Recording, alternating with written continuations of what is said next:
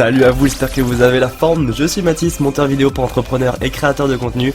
Et dans ce podcast, je vais vous révéler comment booster votre productivité et votre créativité, comment créer des contenus impactants, le tout sous une bonne dose de marketing, de bonne humeur et de réconfort. Ici, c'est un petit peu notre cercle privé, notre cercle entre vous et moi. Alors sortez votre meilleur popcorn et c'est parti pour l'épisode du jour.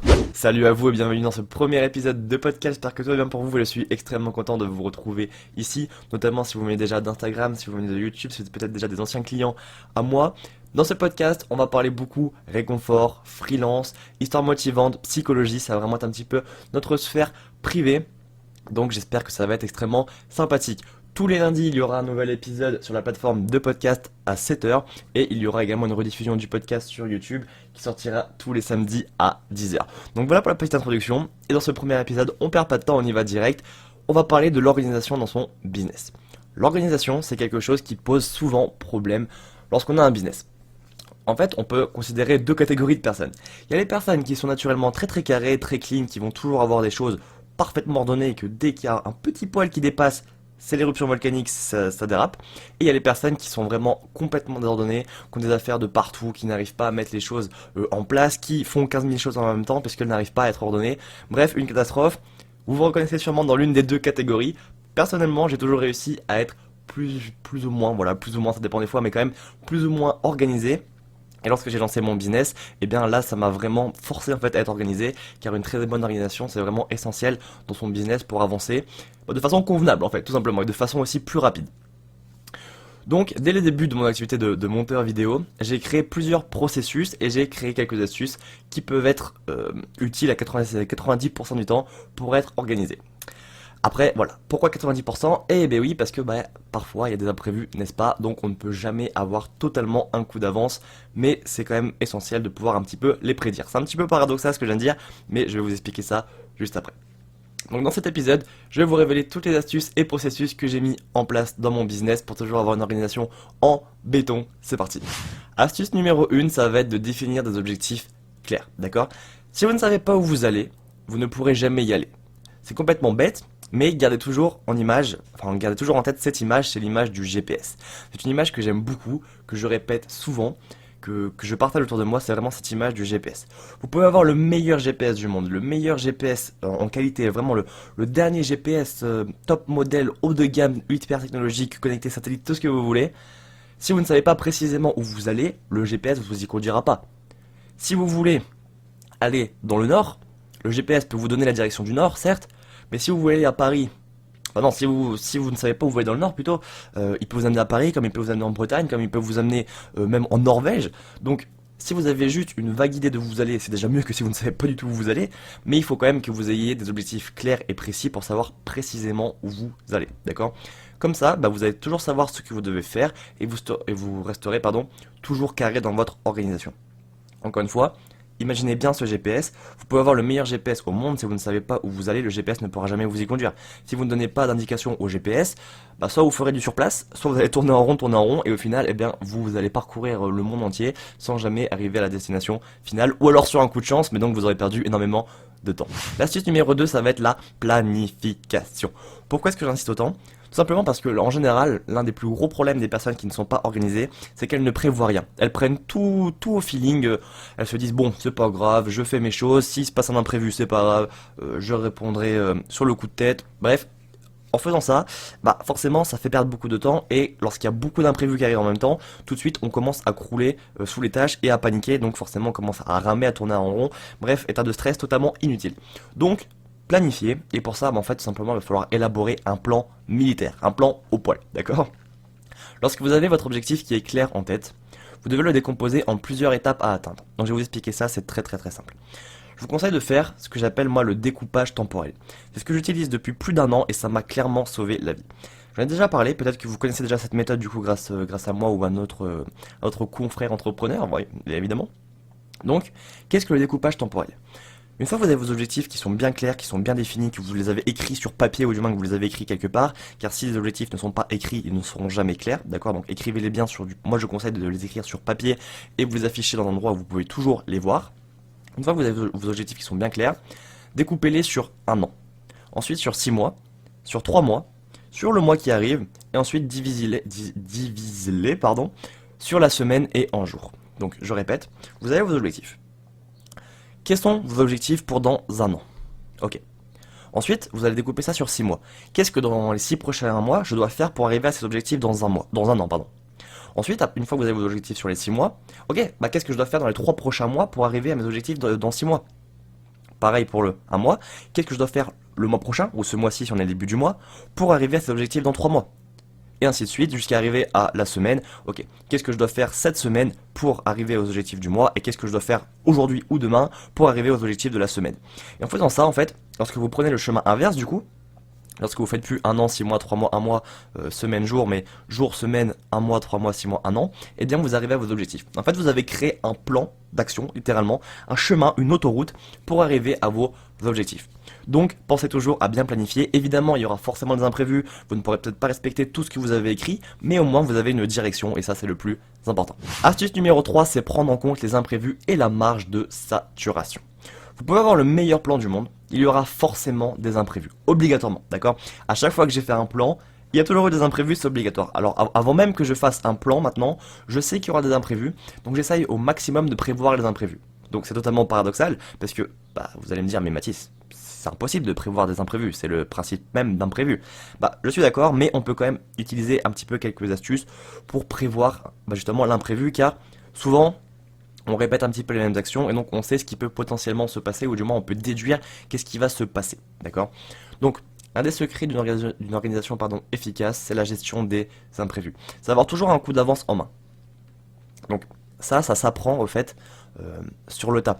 Vous savez par exemple que si vous avez publié tel post Instagram à telle heure, il se peut qu'il y ait ça qui se passe. Si vous avez un rendez-vous à 18h, il se peut qu'il y ait ça qui se passe, un client qui décale. Donc forcément ça va décaler votre emploi du temps à vous. Essayez au maximum de prévoir les imprévus. Je sais que c'est très paradoxal comme phrase et vous allez y penser à chaque fois maintenant, mais essayez de prévoir les imprévus. Et enfin, il faut prendre en compte la marge de saturation liée justement à ces imprévus. La marge de saturation, c'est quoi? Imaginons que vous décidez de travailler 70 heures dans la semaine. Si dans votre emploi du temps, vous complétez ces 70 heures, c'est-à-dire que chaque heure est remplie. Ça veut dire que le moins de petits imprévus qui va faire dépasser ces 70 heures, ça va peut-être vous mener à 75 heures de travail, peut-être même 80 heures de travail. Donc là, vous dépassez votre votre ligne de saturation. Parce que de base, vous avez prévu de travailler 70 heures, et vous montez à 80 heures. Donc ce qu'il faut faire, c'est que si vous avez prévu de travailler 70 heures, vous faites OK, vous prévoyez du travail pour 60 heures.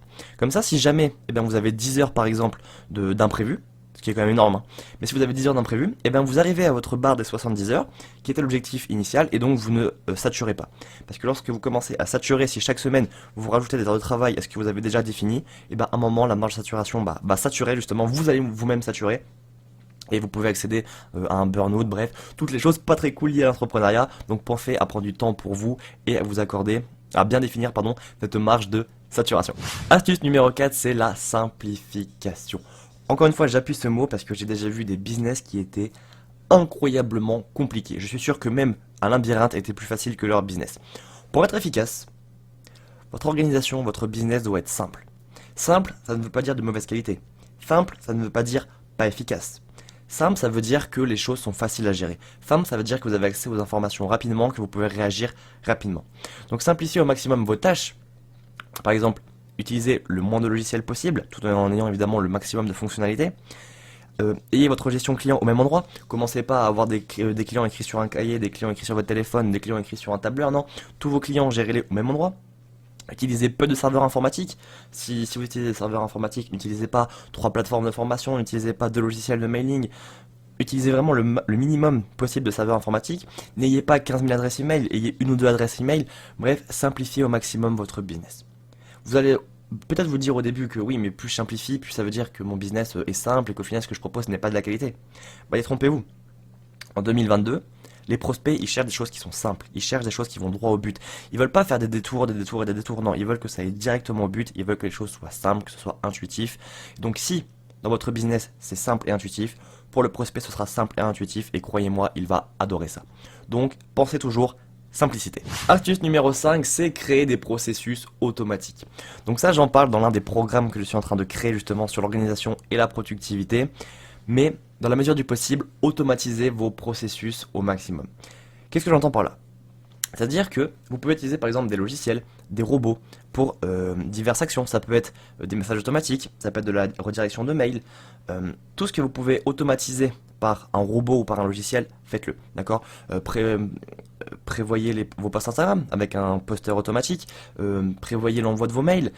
Qu'est-ce qu'il y a d'autre? Il y a une messagerie instantanée qui répond automatiquement selon certaines demandes. Alors évidemment pas pour tout, mais certaines demandes qui peuvent être répondues directement par un robot, eh ben n'hésitez pas, le prospect ne va pas se sentir délaissé, au contraire, puisqu'il aura une réponse rapide. Il vaut mieux une réponse par robot que pas de réponse du tout.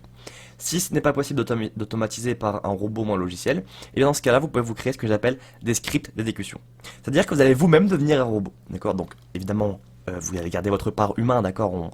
On va pas, on va pas faire la revanche des machines, mais c'est-à-dire que vous allez vous créer un script d'action à faire, que vous allez apprendre par cœur. Il faut que ces actions soient intuitives. Il faut que lorsque vous commencez votre tâche, vous passez en mode automatique. Par exemple, lorsque vous créez une vidéo. Moi, lorsque je tourne une vidéo ou un podcast, j'ai une liste d'actions à faire très précise. Par exemple, pour le cas du podcast, 1, c'est écrire une trame pour avoir les grandes idées principales. 2, eh bien, c'est enregistrer le fichier parce que sinon c'est un petit peu bête. 3, c'est brancher le micro.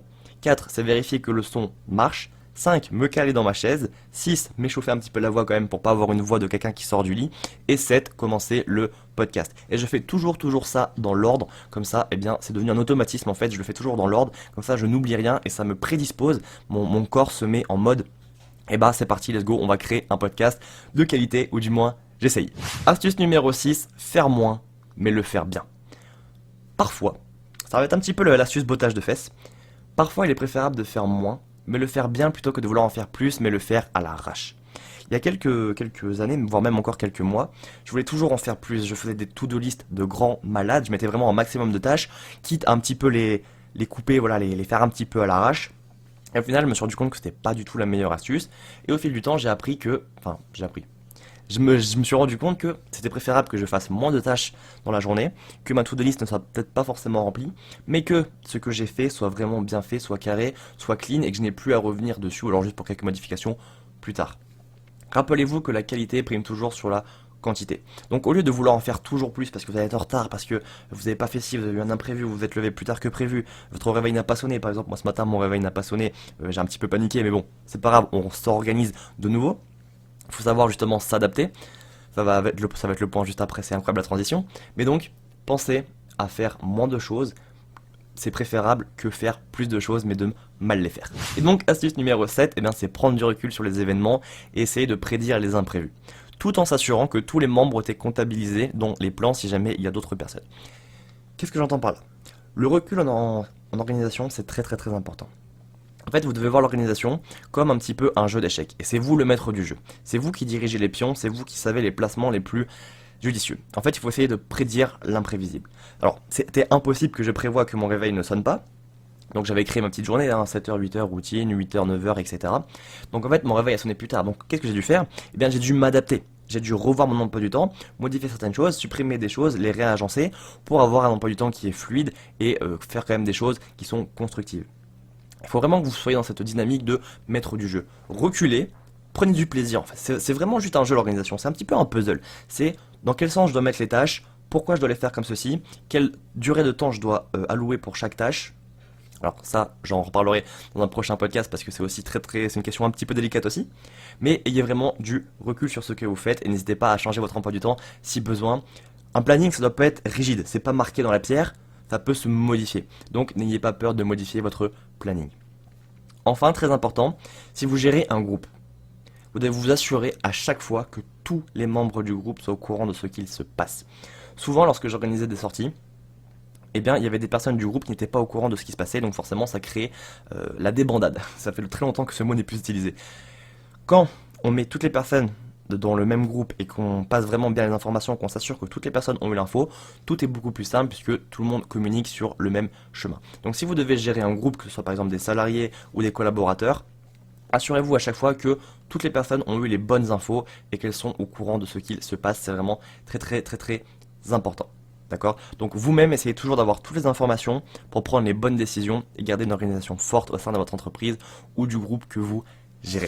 Donc voilà pour ces 7 astuces d'organisation que j'ai mises en place au fur et à mesure que j'ai développé mon business. En bonus, je vous conseille d'utiliser un logiciel d'organisation. Personnellement, j'utilise juste tout simplement un agenda et les notes de mon téléphone pour faire mon emploi du temps, mon planning, etc. Ça me va très bien. Mais certaines personnes ont besoin de plus d'aide. Donc par exemple, vous pouvez utiliser l'outil Notion qui est passé en français récemment.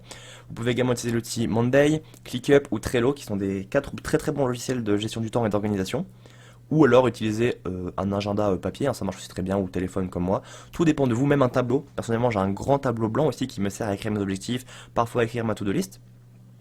Et si possible, ayez toujours votre to-do list à portée de main, comme ça s'il y a une modification à faire, vous pouvez le modifier directement. C'est pour ça que le tableau blanc c'est un petit peu compliqué, parce que vous n'allez pas vous déplacer dans la rue avec votre très grand tableau blanc, mais si vous avez un petit calepin, un petit bloc-notes ou votre téléphone dans la poche, ça fait extrêmement bien l'affaire. Voilà donc pour ce premier épisode de podcast, j'espère qu'il vous aura plu. Au final, l'organisation c'est juste un jeu, c'est comme une partie d'échecs, c'est comme un puzzle, il faut savoir mettre les pièces au bon endroit, prédire les coups de l'adversaire, en l'occurrence de la vie, et savoir s'adapter. Donc n'hésitez pas à mettre un petit like au podcast, à vous abonner au podcast. Si vous regardez la rediffusion sur YouTube, pareil, n'hésitez pas à mettre un petit like, vous abonner à la chaîne. Si vous voulez parler avec moi, n'hésitez pas à m'envoyer un message sur Instagram à @secret de créateur ou par mail à contact@mathysroyer.com. Si vous avez besoin des services d'un monteur vidéo, que ce soit pour vos futurs projets, que vous avez un projet en tête, que l'on peut étudier ensemble, que ce soit pour créer des réels Instagram, des vidéos promotionnelles, bref, si vous avez un projet de montage vidéo, enfin un projet vidéo et que vous avez besoin d'un monteur vidéo compréhensif et à l'écoute de vos projets, n'hésitez pas à m'envoyer un message pareil, soit sur Instagram, soit sur mon adresse mail que j'ai cité juste avant. Et moi je vous dis à très très bientôt pour le prochain podcast.